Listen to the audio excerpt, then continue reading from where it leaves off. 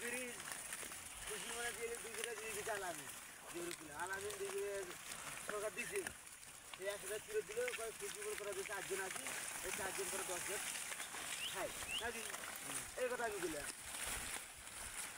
সরকার বলে যে হ্যাঁ ব্রিজ তো দেয়া আছে ওকে তো খুশি মতো 1,000 ছাড়ি দিলে তো 10 টাকা তুলবে 10 টাকা আমি আলামিন ভাই 10 টাকা দিয়ে